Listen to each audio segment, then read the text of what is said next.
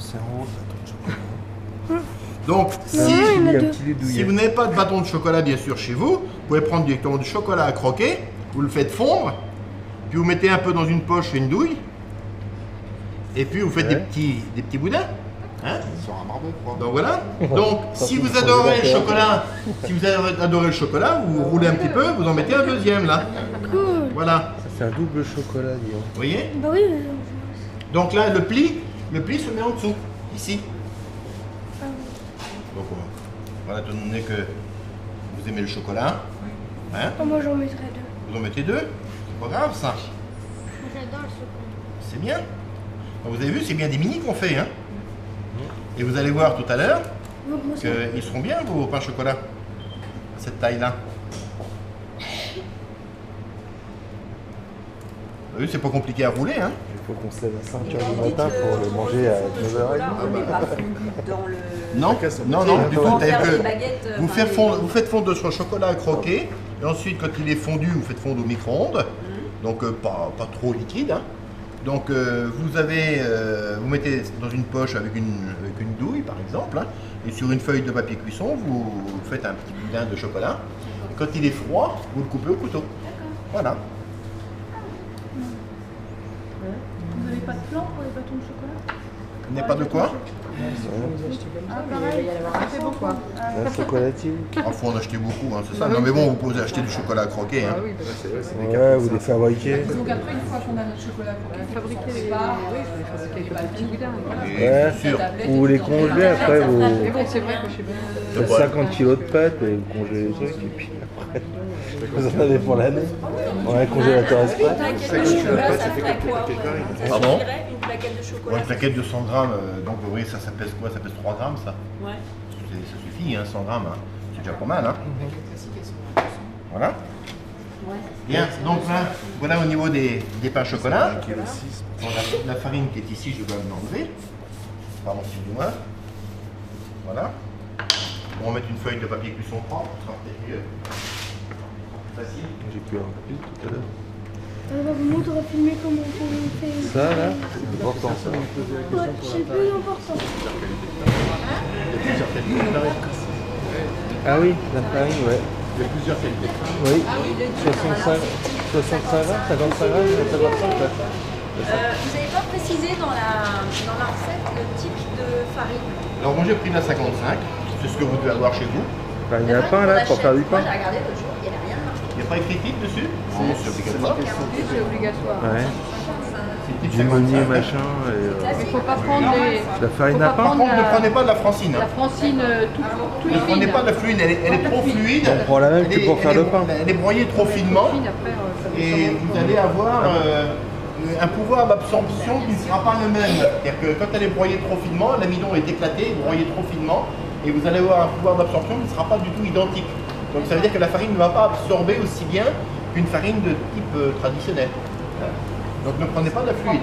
Donc vous voyez, j'ai mis en dessous les plis en dessous, là, comme j'ai dit tout à l'heure. Vous appuyez un petit peu pour ne pas qu'ils se déplacent. Je les ai espacés un petit peu. Donc surtout dans ce sens-là, l'espace est ici, bon pas trop là, c'est pas grave, ça va augmenter de volume. Donc maintenant, C'est pour faire la moitié. faire un peu de place pour rouler les croissants. Non, la moitié. Voilà. On servira de la moitié quand même. Voilà. Ça servira quand Donc même. voilà, maintenant les croissants, vous les prenez, la base ici, Ah, on peut balancer. voilà, et là, vous prenez les croissants. Vous avez vu le mouvement? Vous démarrez la base ici, voilà, vous serrez bien là, vous roulez sur lui-même, et là maintenant vous roulez. Et là, ça fait comment on va. Est-ce que vous avez vu? J'approche pour le dire. Voilà. Ne t'inquiète pas, je saurai le faire. Voilà, bon là on saura le faire maintenant, on va faire ça. Donc vous avez vu, vous serrez au départ, vous serrez au départ ici, vous roulez sur lui-même, et là maintenant avec vos deux mains, le mouvement, vous avez vu mes mains légèrement inclinées comme ça. Vous appuyez toujours après. J'appuie un tout petit peu, j'écrase pas, hein. Donc je démarre ici, voilà. Alors le but d'avoir les mains comme ça, ce qui permet de terminer en pointe. Le fait d'avoir les mains comme ça permet de terminer en pointe les croissants. Voilà, comme ça.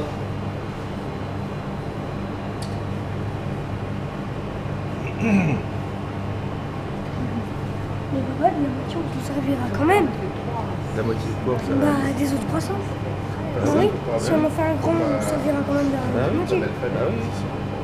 Comme ça, on en aura 13.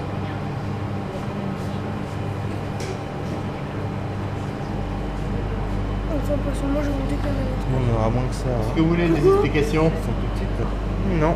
Et en fait, il va se courber en lune tout seul. Non, non, on les laisse droits. Ah, vous On laissez les droit, laisse droits, oui, oui, tout à fait. Alors généralement, donc les croissants, maintenant, ils sont droits. Avant, on les mettait. Alors donc, il y a les pâtissiers qui faisaient une différence entre les croissants au beurre et les croissants ordinaires. Ce qu'ils appellent les croissants ordinaires, ce sont des croissants à la matière grasse.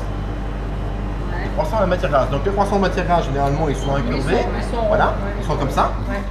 Voilà. Ah, d'accord. Ils sont comme ça et les croissants au beurre, ils sont droits. Mais si vous avez envie de les faire recourber comme ça, vous les laissez recourber. Ça c'est votre choix. Oui, c'est joli. Vous voyez, vous pouvez laisser comme ça. Voilà. Je peux vous en laisser une série comme Plus ça. espagnol. Ouais, c'est ça, je vais faire une série coupée. Et alors, comment ça s'appelle, le coup de mettre du beurre rance là, pour donner des Ah, faut pas mettre de beurre rance. Apparemment, j'avais entendu parler d'un truc comme Ah, ça. c'est pas bon. Ouais, mais qui faisait que il mettait un peu de beurre rance pour redonner un peu Ah, c'est pas bon. Pour donner un goût. Ouais, pour redonner un goût de Pas mes plus de enfants, beurre. ok. Ah, c'est pas bon. Hein. Ouais. Ah, le beurre rance, c'est immangeable. Hein. Je sais pas, on en trouve. Non, non, mais le beurre rance, c'est vous qui le laissez rancir. Ouais. C'est Il pas disait bon. que Hein. ça faisait ressortir le goût du beurre en fait. Ah non, c'est pas bon. Non, faut jamais faire ça. Hein. Le beurre rance, c'est un beurre qui a vieilli, qui s'est oxydé. Donc la matière grasse, c'est dégradé au contact de l'oxygène de l'air. Hein. C'est un sale goût. Je dis, tiens, comment ça Mais bien se sûr, fait c'est pas bon. Hein. Ça aurait pu. Le beurre rance, il commence à rancir quand vous voyez, par exemple, vous laissez un beurre chez vous dehors pendant plusieurs jours et vous avez la partie extérieure, la partie jaune qui s'oxyde. Hein. Oui, enfin, Donc faut c'est le pas laisser- bon ça. Faut le laisser déjà pas mal. Hein, pour que ça- Comment?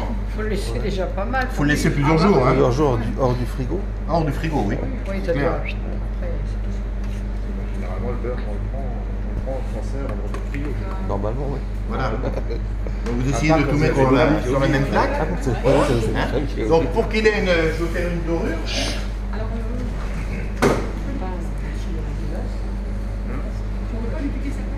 Ouais, une plaque de cuisson, c'est. non, je parle tout fait. Ça, c'est bon. Pour donner un bel aspect. C'est la porte. De la cuisine. Non, c'est la C'est porte. J'ai claqué la porte de la chambre froide et puis ça a dû bouger la cloison. Voilà, une dorure, donc c'est tout simplement de l'œuf. Il y en a qui mettent que le jaune, moi je le mets, pardon, je mets les œufs. Ça donne peut-être plus de brillant que le blanc. Les jaunes, je trouve que ça fait quelque chose de trop épais. Voilà. Donc ça fait trop jaune. Vous pouvez fouetter avec une fourchette ou avec un fouet, peu importe. Hein. Donc c'est pour donner une belle couleur au croissant. Oui, pour les faire brillants. Une belle couleur au croissant. Au chocolat. Prenez un pinceau. Les pinceaux chez papa. Hop. Voilà. Alors, pas le pinceau avec lequel papa il a fait de la peinture. Hein. C'est pas le même. Chaque pinceau a son usage. En fait, tu veux. Donc maintenant, ils en font en silicone. Alors chez vous, C'est où tu cuisinais? Chez vous, vous pouvez mettre bien sûr à lever dans votre four, mais qui n'est pas allumé. C'est ce que je vous ai indiqué dans votre recette. Donc, ce qui permet de protéger vos croissants et vos pains au chocolat de l'air qu'il y a dans votre cuisine et pour éviter qu'ils croûtent. Parce que sinon, il y a une croûte qui se forme sur le dessus. Hein? Alors, ensuite, c'est ce que je vous ai indiqué. Ouais. Donc là, il faut les faire lever encore un peu. Alors, ils vont lever dans le four éteint. Combien Oh, de bah, temps il faut compter 1 heure. Hein. Là, il faut les laisser encore 1 heure. Tu fais pas ça, mais tu fais pas ça au moment où tu te lèves. Tu vas manger ça. Là, on va les faire cuire direct quand même. Ah là, on ne peut pas les faire cuire direct là. Hein. Ah, faut encore attendre Ah, il faut les faire lever. Hein. 1 heure. Ah oui. Il faut être oui. là quoi, on peut pas le faire la veille. Alors, vous pouvez, par contre, ce que vous pouvez faire, c'est quand ils sont faits comme ça, vous les faites par exemple cet après-midi, vous les mettez au frigo, et puis demain matin, ils vont lever un petit peu au frigo. Et donc demain matin, normalement, ils devraient être poussés normalement au frigo. Concrètement, du au frigo, ça fait 1 heure. Une nuit au frigo, voilà, exactement, ça pousse un petit peu. Voilà. Alors, au frigo, pour ne pas qu'il croûte, ce que je peux vous conseiller, vous ne les dorez pas, mais par contre, vous mettez un film dessus pour ne pas qu'il croûte. Ne le plaquez pas, le film, parce qu'il risque de coller. Donc voilà. Et puis ensuite, après, vous n'avez plus qu'à les mettre à cuire. D'accord. Donc voilà. Important, hein. C'est dingue, mais Ah oui, aussi, on est Voilà, vous mettez votre numéro. Donc pour que ça lève un petit peu plus, moi j'ai une étude qui est réglée à 20 degrés, donc pour que ça lève convenablement et que ça ne croûte pas. Par contre ma pâte qui est là-bas, ça fait environ 1 heure, donc je vais la mettre au frigo. Mais la vôtre aussi, ça va pas tarder, on va regarder comment elle est. Je vous ramène ma pâte. En fait, On va voir ce que ça donne. Là, chez nous, peut-être. C'est ça le truc, hein. plus ou moins travailler. Ouais. Oh, attends, c'est parti par là. Ramène sa pâte pour faire voir ce que ça donne. Oh là là. Ah non, on fait ça. 5h30. C'est ma seule phrase de... T'as entendu ce qu'il a dit, monsieur? Oui, mais c'est toi qui cuisines la pâte. Vous êtes cuisinier. Ah ouais, et là, vous avez juste cherché un truc là Et l'élever un petit peu. Ah ouais, d'accord. Et l'élever un petit peu parce que le plastique, je ne l'avais pas serré complètement. Vous avez vu là ici? Ça ne se voit pas beaucoup, mais je vais vous faire voir quand même. Vous avez vu? Elle n'a pas tout à fait la même forme, hein? Elle a levé un tout petit peu. Je ne sais pas si vous le voyez. Un petit coussin. Hein? Oh, je sais pas, non, non. C'est pas l'exemple. C'est pas flagrant? Non, pas trop, non? Non, mais là, ici, elle va continuer de lever encore un petit peu au frigo. Si on voit, voilà, on aperçoit un peu sur le côté ça. Le matin, là, nos croissants, on peut les mettre direct au four. Une fois qu'ils sont... S'ils sont assez poussés, oui. Mais je vais vous faire voir comment ils sont poussés. Oui, tout à fait. Donc là, maintenant, je mets ça au frigo, ici. Et tout à l'heure, je vais vous faire voir le beurrage et le tourrage. Donc pour en arriver au stade que nous avions tout à l'heure du pâton. Hein? Est-ce que vous avez des questions? Donc, je récapitule à nouveau. Donc, vous allez prendre votre pâton.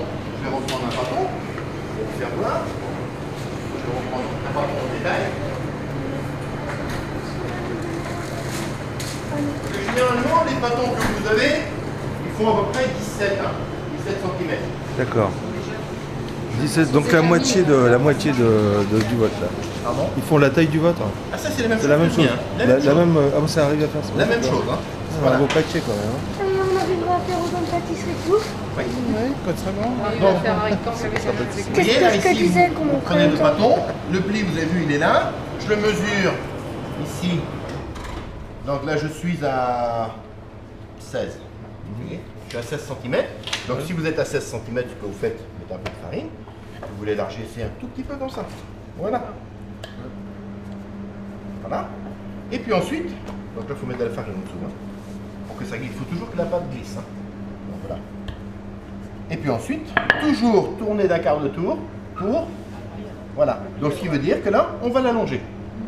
On va l'allonger. Ayez la pression identique de la main gauche que de la main droite. Parce que si vous appuyez trop sur la main droite, vous allez avoir le pâton qui va partir comme ça. Hein? Donc ayez la même pression.